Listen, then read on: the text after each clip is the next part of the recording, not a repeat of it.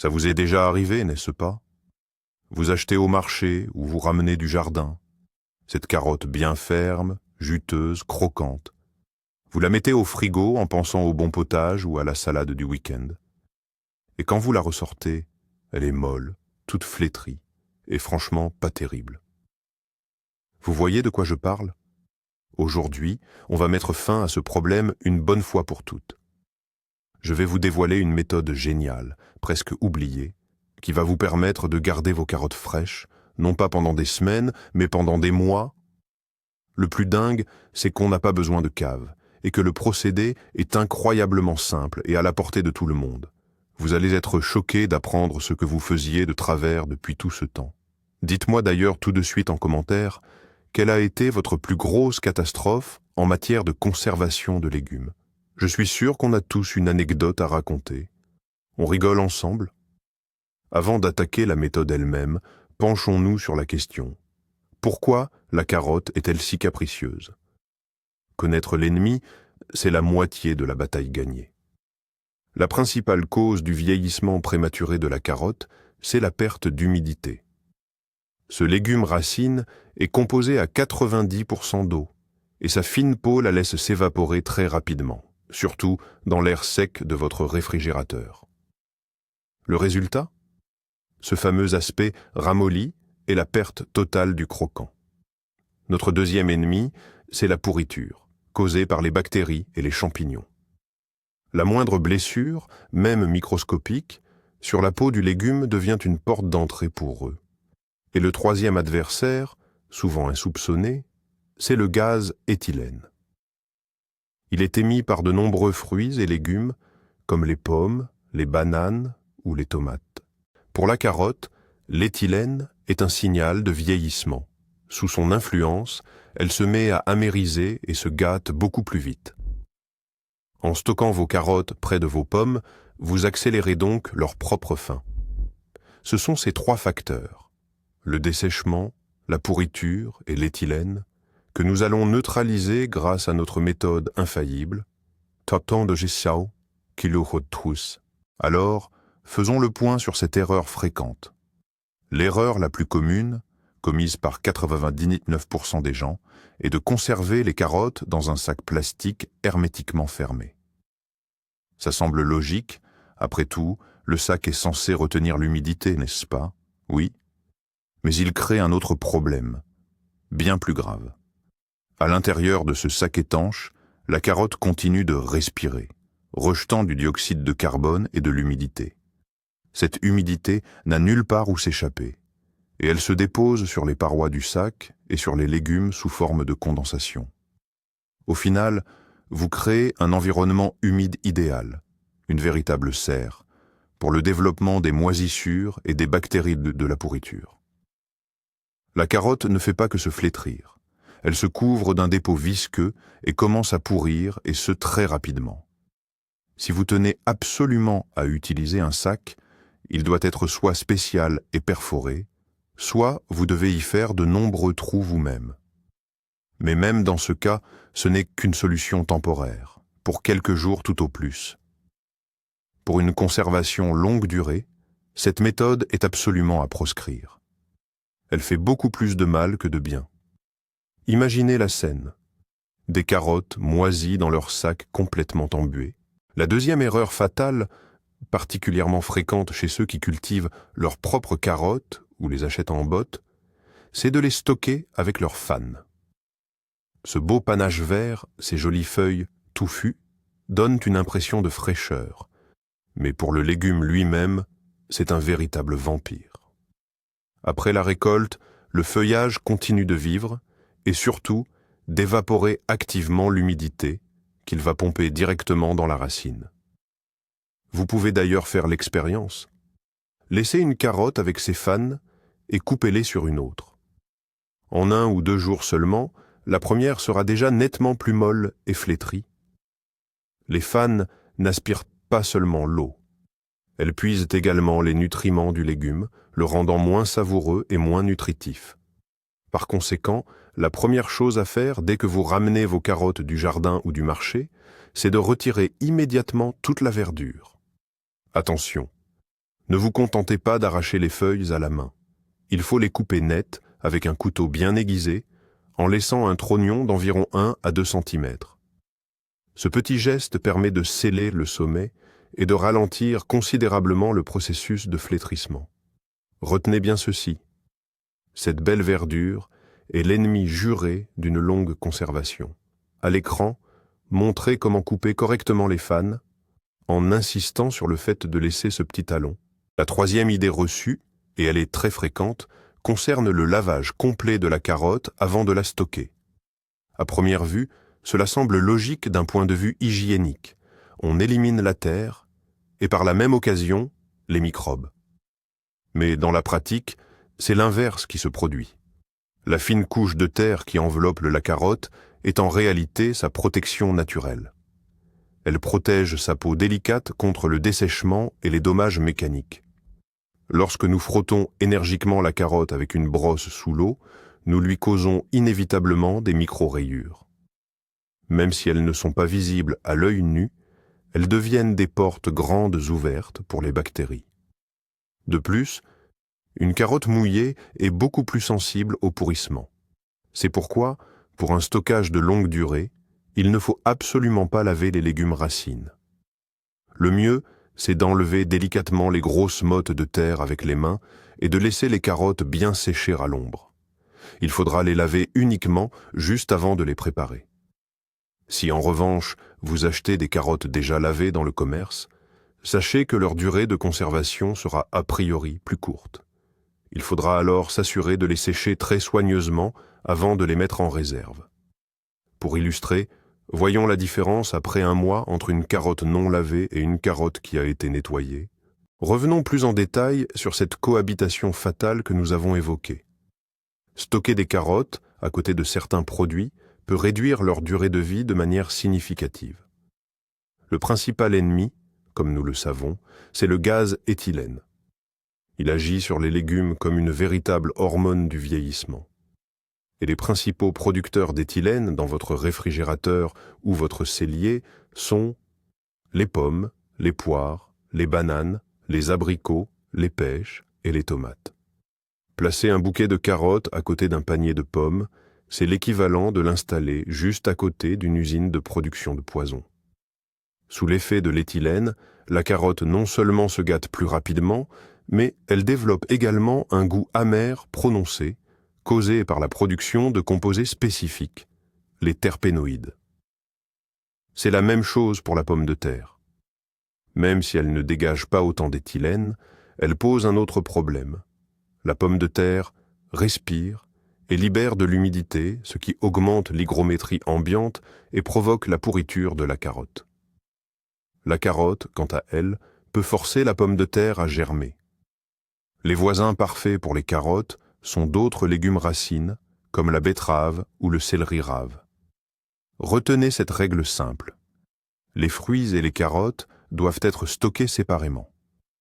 Nous pouvons d'ailleurs afficher une infographie montrant les amis et les ennemis de la carotte en matière de conservation. Même si vous avez corrigé toutes les erreurs passées, le simple fait d'utiliser un réfrigérateur n'est pas, en soi, une garantie de succès. Le bac à légumes d'un frigo standard est souvent loin d'être l'endroit idéal pour la longue conservation des carottes.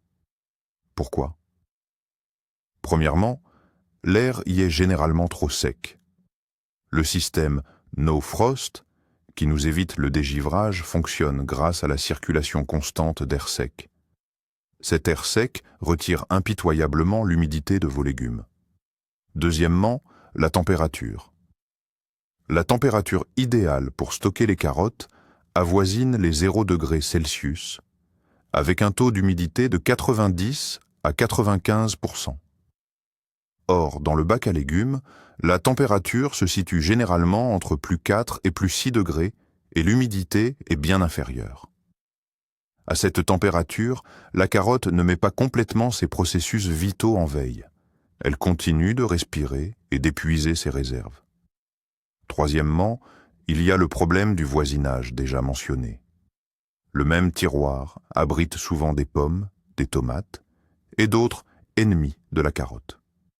Par conséquent, jeter simplement vos carottes dans le bac à légumes est une solution qui ne tiendra qu'1 ou 2 semaines tout au plus. Pour une conservation vraiment longue durée, nous devons lui offrir des conditions particulières, presque parfaites. Maintenant que nous avons corrigé les principales erreurs, abordons la phase de préparation. Et tout commence par une sélection rigoureuse des carottes. Tous les légumes racines ne sont pas adaptés à une longue conservation. Si vous voulez que vos carottes tiennent plusieurs mois, considérez leur sélection comme un véritable casting. Le candidat idéal doit être ferme, croquant et sans le moindre signe de flétrissement. Inspectez chaque carotte attentivement. Aucune fissure, éraflure, tache sombre ou trace de pourriture n'est tolérée. La moindre blessure est un foyer potentiel de dégradation qui risque de contaminer les carottes voisines. Prêtez attention à la taille et à la variété. Ce sont les variétés de saison moyenne et tardive qui se conservent le mieux. Optez pour des racines de taille moyenne, bien régulière, de forme conique ou cylindrique. Les carottes trop grosses ou difformes ont souvent un cœur fibreux et se conservent beaucoup moins bien. Quant aux variétés précoces, notamment les petites et tendres, elles sont faites pour être consommées rapidement. Évitez également les carottes avec un collet vert. Cette partie, exposée au soleil, peut développer une amertume. Et bien sûr, bannissez toute carotte qui a déjà commencé à germer. En prenant le temps d'effectuer cette sélection minutieuse, vous posez les bases d'une conservation réussie sur le long terme. Accompagnement visuel. Montrez une carotte idéale et à côté, des exemples défectueux. L'étape cruciale suivante est celle de la taille adéquate. Nous l'avons déjà mentionné, il faut retirer les fanais immédiatement. Mais la manière exacte de procéder est tout un art. Oubliez l'idée de simplement arracher la verdure à la main. C'est une mauvaise approche. Vous risquez d'endommager la tête de la carotte, laissant une sorte de plaie béante qui deviendra une cible facile pour les micro-organismes. La méthode la plus efficace et la plus sûre est d'utiliser un couteau bien aiguisé et parfaitement propre. La coupe, quant à elle, doit se faire en 2 temps. Commencez par couper les fanes elles-mêmes. Ensuite, avec une seconde coupe, retirez l'extrémité supérieure de la carotte en ne prélevant qu'un demi-centimètre ou 1 centimètre au maximum. Coupez juste au niveau d'où commençaient à pousser les petites feuilles. Pourquoi cette démarche, cette taille en 2 temps, répond à un double objectif. Premièrement, nous éliminons de manière certaine tous les points de croissance. Ceci empêche la carotte de germer durant le stockage, ce qui lui ferait gaspiller son énergie et ses nutriments précieux. Deuxièmement, la coupe, qui est nette et lisse, va sécher légèrement avec le temps et former une croûte protectrice. Cette croûte empêche à la fois la perte d'humidité et la pénétration des bactéries. Il est également important de procéder de la même manière pour l'extrémité fine de la carotte, si celle-ci est présente. Cette simple procédure augmente considérablement les chances que votre légume racine se conserve parfaitement jusqu'au printemps. Nous vous montrons maintenant en gros plan le processus de cette double coupe. Le séchage. C'est une étape que beaucoup négligent, voire zappent complètement. Grossière erreur. Elle est pourtant tout aussi cruciale que la taille, ou l'essimage, bien faite. Souvenez-vous, l'humidité est le pire ennemi de la conservation, celle qui déclenche la pourriture. Eh bien, même si vous n'avez pas lavé vos carottes, si vous les ramenez d'une terre humide, ou que vous les achetez en supermarché, où elles sont souvent aspergées, leur surface retient forcément un excès d'eau. Cet excédent doit impérativement être éliminé avant de glisser vos légumes racines dans notre fameux sarcophage de stockage. Pour ce faire, étalez les carottes en une seule couche dans un endroit sec, sombre et très bien aéré. L'idéal, c'est un balcon vitré, une véranda, un garage ou même une pièce avec une fenêtre ouverte.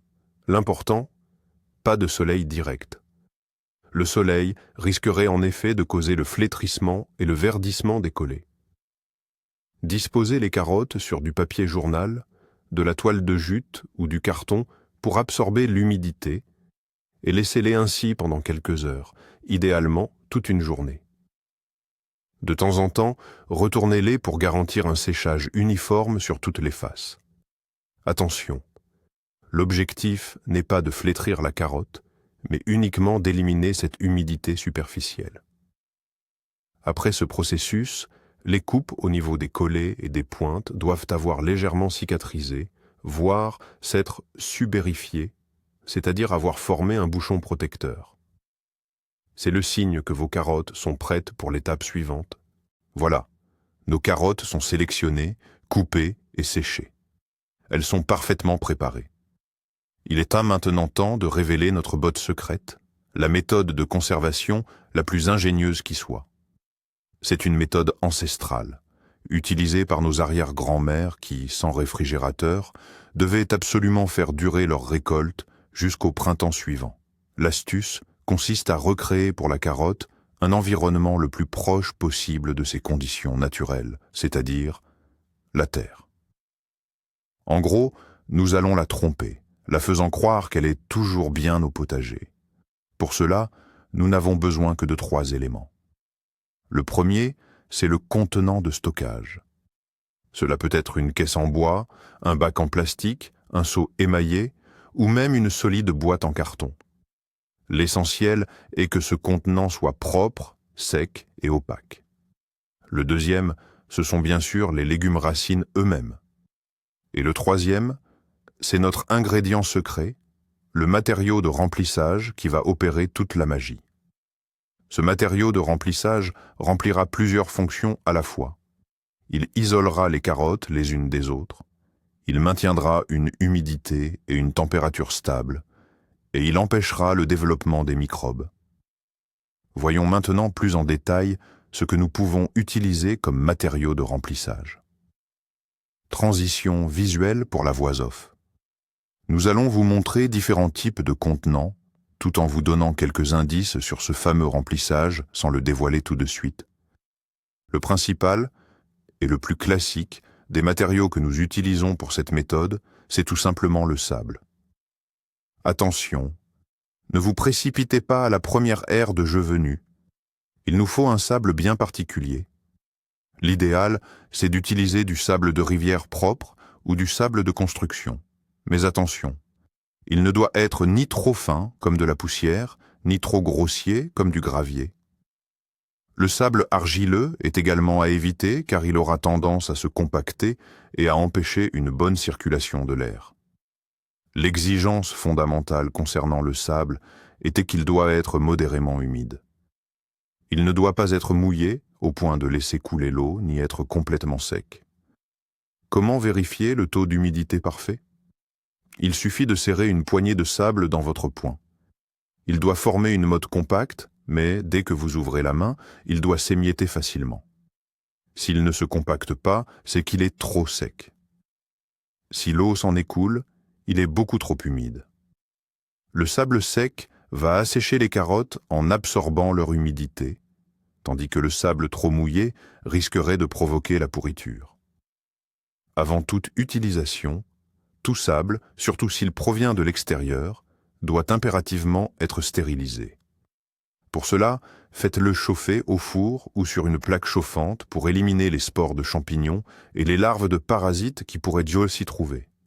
Une fois stérilisé, laissez-le refroidir, puis humidifiez-le légèrement à l'aide d'un vaporisateur jusqu'à atteindre la consistance désirée. Cela demande un peu de travail, mais le résultat en vaut vraiment la peine. S'il vous manque du sable, ou si vous n'avez tout simplement pas l'envie de vous lancer dans sa préparation, c'est-à-dire le faire chauffer et l'humidifier, il y a une excellente alternative, la sciure de bois de conifère. Ce n'est pas qu'un simple substrat de remplissage, c'est un véritable agent de conservation naturelle. La sciure de pin, d'épicéa ou de sapin contient des phytoncides, ces substances volatiles aux puissantes propriétés antibactériennes et antifongiques. Ils empêchent la prolifération Il empêche la prolifération des moisissures et de la pourriture, créant ainsi un environnement sain et stérile, parfait pour la carotte. Contrairement au sable, la sciure n'a besoin d'aucune préparation spéciale. Il suffit d'en acheter un sac, soit en animalerie, on les utilise souvent pour les rongeurs, soit directement en jardinerie.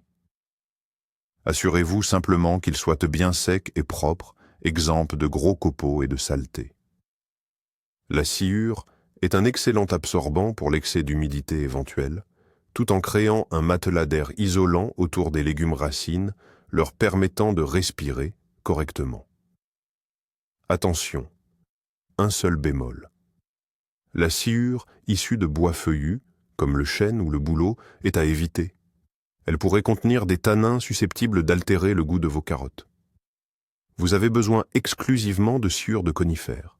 C'est une méthode simple, propre et extrêmement efficace dont l'efficacité n'est plus à prouver. Démonstration d'un sac de sciure de conifères.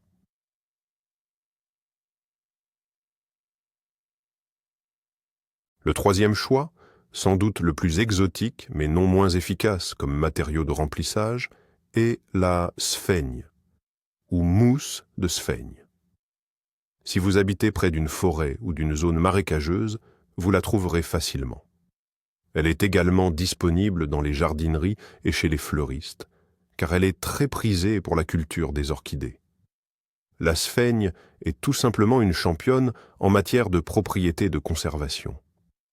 Premièrement, elle est incroyablement hygroscopique. Elle peut absorber l'humidité jusqu'à 20 fois son propre poids.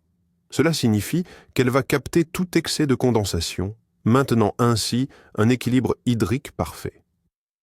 Deuxièmement, et c'est le point essentiel, la sphaigne contient du sphéniol, un antiseptique naturel extrêmement puissant. Ce n'est pas pour rien qu'elle était utilisée comme matériel de pansement pendant les guerres, car elle désinfecte les plaies. De la même manière, elle va désinfecter nos carottes en éliminant absolument tout risque de pourriture. Avant de l'utiliser, il faut veiller à sécher légèrement la mousse, mais attention, pas jusqu'à ce qu'elle devienne cassante. Elle doit rester légèrement humide et élastique. Le stockage dans la sphaigne est, pour ainsi dire, l'option premium, offrant une garantie de conservation pratiquement à 100%. Nous vous montrons maintenant à quoi ressemble la sphaigne. Abordons maintenant le choix du logement pour nos carottes. Le contenant est un élément crucial. L'idéal, c'est d'opter pour une caisse en bois, pas trop grande, d'une capacité maximale de 20 kg. Le bois est un matériau respirant qui favorise le maintien d'un microclimat adapté. Si votre caisse comporte des fentes, il est préférable de la tapisser de l'intérieur avec du papier ou du carton pour empêcher le substrat de s'échapper. Les cartons épais, provenant d'appareils électroménagers ou de produits alimentaires, peuvent constituer une excellente alternative. Ils sont souvent gratuits et tiennent bien la forme. Les contenants de stockage en plastique peuvent également faire l'affaire, mais il est préférable de percer quelques petits trous de ventilation dans leurs parois et leurs couvercles. De vieux seaux ou casseroles émaillées peuvent aussi être utilisés. L'essentiel est de s'assurer qu'il n'y ait pas d'éclat sur l'émail, sinon le métal pourrait rouiller et contaminer les légumes. La taille du contenant est primordiale. Dans un trop grand volume, le poids des couches supérieures risque d'écraser les carottes situées au fond. Mieux vaut utiliser plusieurs petites caisses qu'une seule énorme. Et bien sûr, tout contenant doit être soigneusement lavé, séché et, si possible, désinfecté avant usage, par exemple avec une solution de permanganate de potassium. Nous arrivons au moment le plus délicat, la méthode de superposition pour l'entreposage. Ici, la minutie est de mise, ainsi que le respect de quelques règles simples. Imaginez que vous jouez à Tetris et que chaque carotte est une pièce précieuse. Notre objectif est de les disposer de manière à ce qu'elles passent l'hiver confortablement. Quel que soit le matériau que vous choisissez, sable, sciure ou mousse, le principe reste le même. Nous allons former un gâteau en couches successives. La mise en place doit être effectuée avec le plus grand soin pour ne pas abîmer les racines. Il ne faut ni les jeter dans le caisson, ni les tasser. Chaque couche de matériaux doit recouvrir entièrement la couche de carotte précédente, sans laisser le moindre interstice. Cela crée une capsule individuelle pour chaque carotte, ce qui la protège du dessèchement et de tout contact avec ses voisines. Si jamais l'une d'elles commence à pourrir, cette isolation empêchera la pourriture de se propager aux autres. Ce simple principe de séparation est la clé de la réussite. Regardons ensemble ce processus étape par étape. Commençons la démonstration de la mise en place en utilisant un caisson et du sable. Étape 1. Nous allons créer notre couche de base, notre coussin protecteur. Prenez votre contenant propre et sec, une caisse, une boîte ou un seau. Au fond, versez une première couche de notre matériau de remplissage, du sable, de la sciure ou de la mousse. L'épaisseur de cette première couche fondamentale doit être d'environ 3 à 5 cm. Ne lésinez pas sur le remplissage. Ce fond servira d'amortisseur, mais il absorbera également l'excès d'humidité qui pourrait s'accumuler. Égalisez-la légèrement avec la main pour obtenir une surface bien plane. Si vous utilisez du sable, assurez-vous qu'il a le bon niveau d'humidité, comme nous l'avons évoqué précédemment. Si vous optez pour la sciure ou la mousse, elle doit être sèche ou très légèrement humide. Ce coussin est le fondement même de notre espace de stockage. La bonne mise en place de ce fondement garantit le confort de la première rangée de carottes, celle qui supportera la charge principale. Une fois cette couche de base prête, nous pouvons commencer à disposer la première rangée de nos légumes racines. Nous montrons ici le processus de versement de la première couche de sable et son nivellement. Deuxième étape, la mise en place des carottes. Sur le coussin de remplissage que vous avez préparé, nous allons commencer à disposer délicatement la première couche de carottes. Attention, il y a ici une règle d'or fondamentale à ne jamais enfreindre. Les carottes ne doivent absolument pas se toucher les unes les autres. Vous devez laisser au moins 1 ou 2 cm d'espace entre elles. Elles ne doivent pas non plus toucher les parois de la caisse. Pourquoi est-ce si crucial? Premièrement, le contact est un vecteur de transmission pour toute infection. Si une carotte tombe malade, elle contaminera immédiatement toutes celles qu'elle touche. Deuxièmement, les points de contact sont des zones où la circulation de l'air est perturbée et où l'humidité risque de s'accumuler, ce qui, encore une fois, entraîne la pourriture. Disposez les carottes sur une seule ligne, comme des soldats au garde à vous, en veillant à laisser de l'espace libre entre elles. Une fois cette première couche en place, reprenez le matériau de remplissage et recouvrez généreusement mais délicatement l'ensemble. Il doit couvrir intégralement tous les légumes racines et combler tout l'espace entre eux. La couche de remplissage au-dessus des carottes doit faire 2 à 3 cm d'épaisseur. Au final, vous devez obtenir une couche de carottes entièrement immergée dans le matériau de remplissage. Nous allons maintenant vous montrer la disposition des carottes et comment les recouvrir avec le sable ou le matériau de remplissage. Troisième étape, les finitions. Sur ce premier lit de carottes que vous avez entièrement recouvert, nous allons maintenant disposer le second. La technique reste la même. Étaler les légumes racines en veillant à ce qu'ils ne se touchent ni entre eux, ni les parois du bac. Vous pouvez d'ailleurs les disposer en quinconce par rapport à la couche du dessous. De nouveau, recouvrez généreusement de votre matériau de remplissage jusqu'à ce que les carottes soient totalement cachées. Répétez cette procédure, couche après couche, jusqu'à ce que la caisse soit remplie ou que vous n'ayez plus de carottes. Attention, il est crucial de ne pas remplir la caisse jusqu'au bord. Laissez un espace libre d'environ 5 à 10 cm en haut. La toute dernière couche, celle du dessus, doit impérativement être une couche de matériau de remplissage d'au moins 5 cm d'épaisseur. Cette couche finale servira de couverture isolante, protégeant vos carottes des variations de température et de la lumière. Une fois le bac rempli, il n'est pas nécessaire de fermer le couvercle hermétiquement.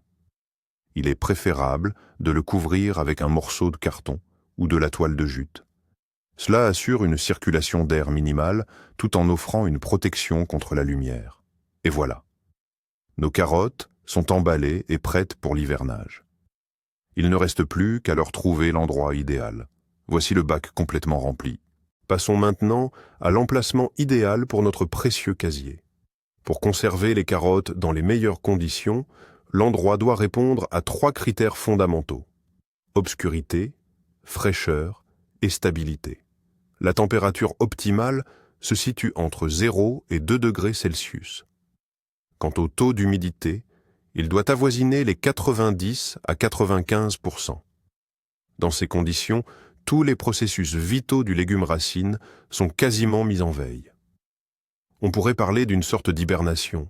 Bien sûr, le lieu idéal reste la cave ou le cellier. Mais que faire lorsque l'on vit en appartement? Un excellent compromis sera un balcon ou une loggia vitrée, mais non isolée. L'hiver, la température s'y maintient généralement à un niveau approprié. L'essentiel est de veiller à ce que le casier ne soit pas placé contre un mur exposé au soleil et, surtout, que la température ne descende jamais en dessous de 0. En cas de forte gelée, il faudra couvrir le casier avec de vieilles couvertures ou du polystyrène afin de protéger les carottes. Une fois décongelées, les carottes gelées deviennent molles et aqueuses. Un cellier frais ou un sas d'entrée peuvent également convenir à condition que la température n'y dépasse pas les 5 ou 6 degrés. Plus la température est élevée, plus la durée de conservation est courte.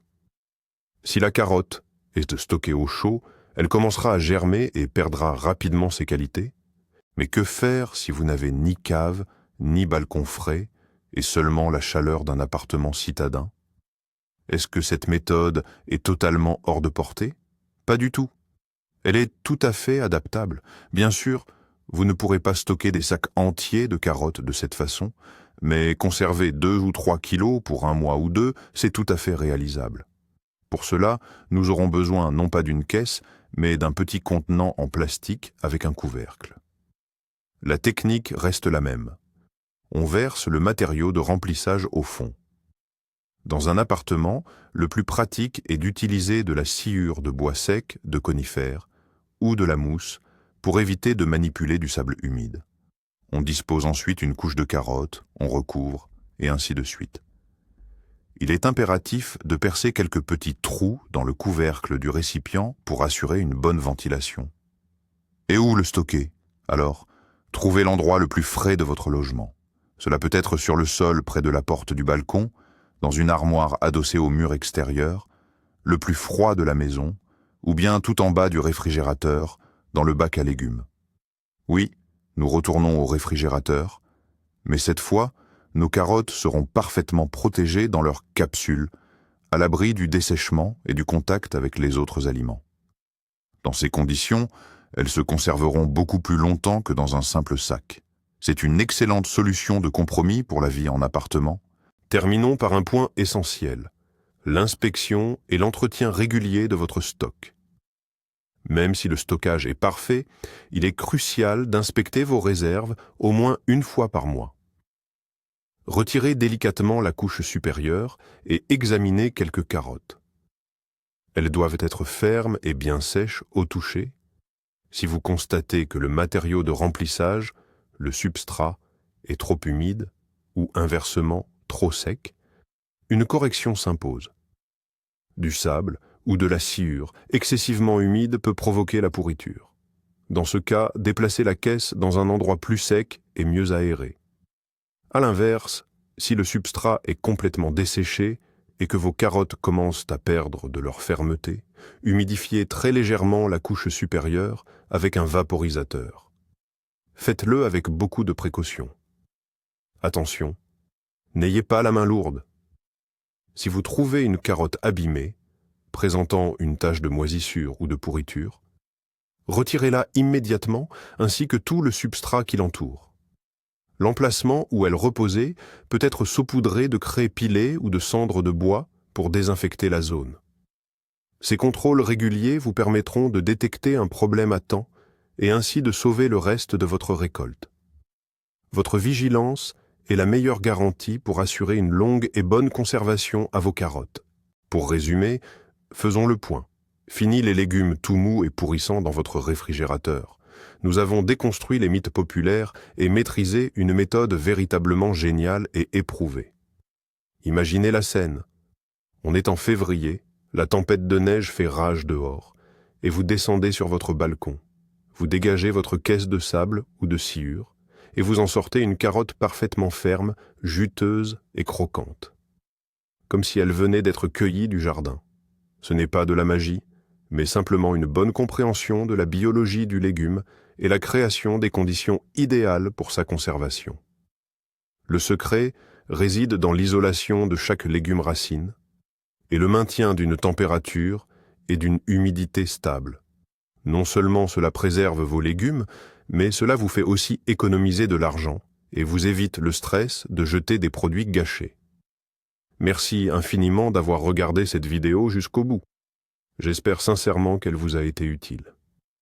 Si c'est le cas, soutenez la chaîne avec un pouce bleu et abonnez-vous pour ne pas manquer nos prochains géniaux conseils et nos prochaines astuces. Et maintenant, j'ai une question pour vous. Quel est votre kisti? Quel est votre meilleur secret de conservation des légumes, celui que vous êtes prêt à partager? Écrivez-le dans les commentaires. Construisons ensemble la meilleure base de connaissances.